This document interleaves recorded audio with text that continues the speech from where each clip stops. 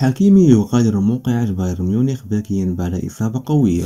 وهل يغيب عن إفريقيا؟ هذا ما سنعرفه بالتفصيل في هذا الفيديو إن شاء الله.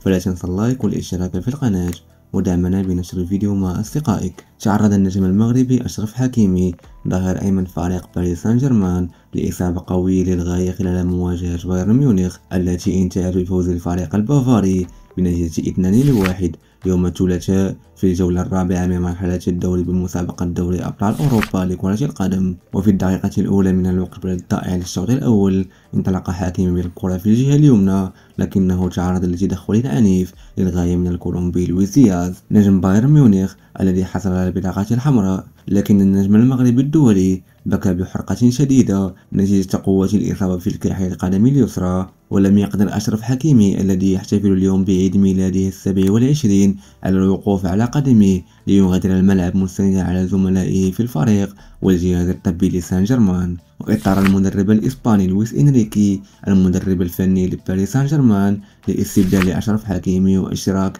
سينمايولو في الدقيقة 6 من الوقت بجد ضائع. وأنهى بايرن ميونخ الشوط الأول متقدما بهدفين سجلهما لويس دياز في الدقيقة 4 والدقيقة 32 من المباراة التي أقامت في حديقة الأمراء مع الفريق الباريسي. لكن أصحاب الأرض ردوا بهدف سجله جواو نيفيز في الدقيقة 72. وتهدد هذه الإصابة النجم المغربي الدولي بالغياب عن فترة طويلة وتثير الشكوك حول جاهزيته للموعد الأهم كأس إفريقيا التي ستقام في بلاده في الفترة بين 21 ديسمبر المقبل و 18 يناير 2026. ويعد أشرف حكيمي من أبرز المرشح للفوز بالكرة الذهبية لأفضل لاعب في إفريقيا هذا العام بفضل إنجازاته التي حققها مع سان جيرمان والذي توج في خلالها ب5 ألقاب محلية وقارية هذا العام، أبرزها دوري أبطال أوروبا وكأس السوبر الأوروبي لأول مرة في تاريخ النادي الباريسي. وقال حكيمي قبل مواجهة بايرن ميونخ في مقابلة مع قناة ناديه PSG: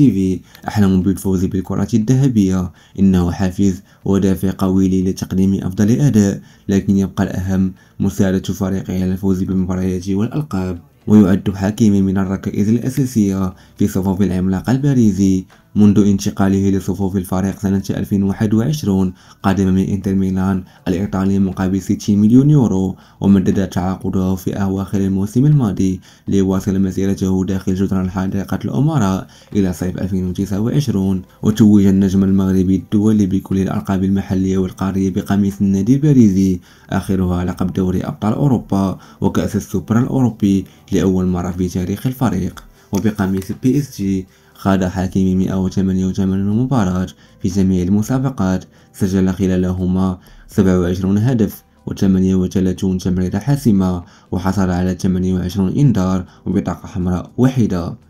وعمل أشرف حكيمي في باريس سان جيرمان تحت قيادة 3 مدربين، أولهم الأرجنتيني ماوريسيو بوكيتينيو، ثم الفرنسي كريستوفر جاليتي، وأخيرا الإسباني لويس إنريكي الذي تولى المسؤولية منذ صيف 2023 وجدد تعاقده مؤخرا حتى صيف 2027. هذا كل ما كان في هذا الفيديو، نتمنى أن ينال إعجابكم وشكرا على المتابعة وإلى اللقاء.